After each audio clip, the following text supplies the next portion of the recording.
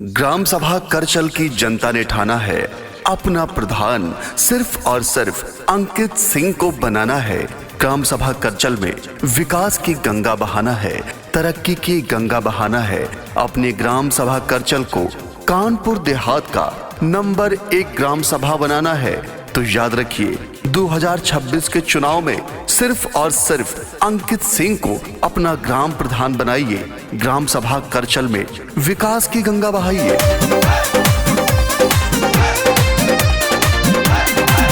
कहती है जनता सारी कर ली सबने तैयारी। कहती है जनता सारी कर ली सबने तैयारी। प्रधान है अब की बनाना हम सबकी जिम्मेदारी। ग्राम सभा करचल से अब की जीताएंगे। अंकित सिंह को हम अब प्रधान बनाएंगे। ग्राम सभा करचल से अब की जीताएंगे। अंकित सिंह को अपना प्रधान बनाएंगे। कहती है जनता सारी। बिजली सड़क निकासी जल की यथाउचित करवाऊंगा। ग्राम सभा करचल आपका होगा, मैं सेवक बन जाऊंगा। ये वादा है आपके अपने ग्राम सभा करचल से जुझारू, कर्मठ, संघर्षशील, युवा एवं ईमानदार प्रत्याशी अंकित सिंह का। अंकित सिंह को आने वाले ग्राम पंचायत चुनाव में भारी मतों से जिताना है और अपना ग्राम प्रधान बनाना है। अंकित सिंह का तो हर कोई दीवाना है। हर माँ बहन बुजुर्ग ने अपना नेता माना है। अंकित सिंह का तो हर कोई दीवाना है। हर माँ बहन बुजुर्ग ने अपना नेता माना है। सबको है अपना समझते, अपमान किसी का ना करते। सारी जनता की सेवा दिन रात तो ये है करते। 26 में जनता बोल रही न भुलाएंगे। अंकित सिंह को हम अब प्रधान बनाएंगे। ग्राम सभा करचल से अब की जीताएंगे। अंकित सिंह को अपना प्रधान बनाएंगे। कहती है जनता सारी। गंगा की कसम, यमुना की कसम, सतलुज का मुहाना बदलेंगे।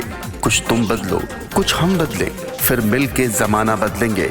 ये कहना है आपके अपने युवा प्रत्याशी, जुझारू, कर्मठ, संघर्षशील और ईमानदार अंकित सिंह का। ग्राम सभा करचल से एकमात्र जुझारू प्रत्याशी अंकित सिंह को भारी मतों से जिताना है। 2026 में अपना ग्राम प्रधान बनाना है। जन जन के हैं चहेते, जन जन के प्यारे हैं। जनता बोले होने वाले प्रधान हमारे हैं। जन जन के हैं चहेते, जन जन के प्यारे हैं।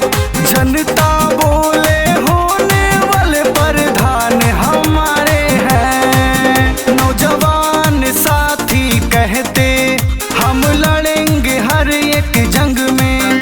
करचल की जनता कहती हम खड़े हैं अंकित के संग में। हम और किसी के झांसे में न आएंगे।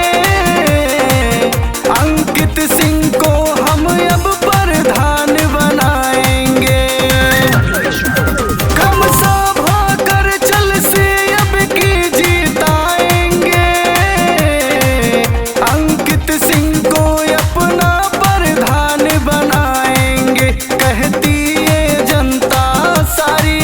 कहती है जनता सारी कर ली सबने तैयारी।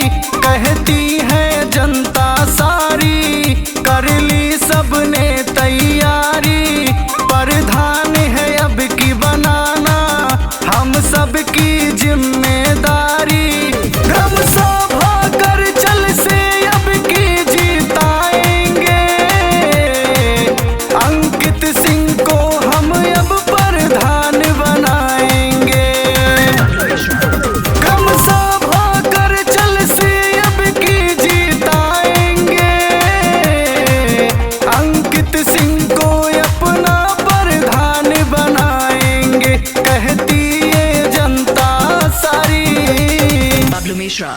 Mishra.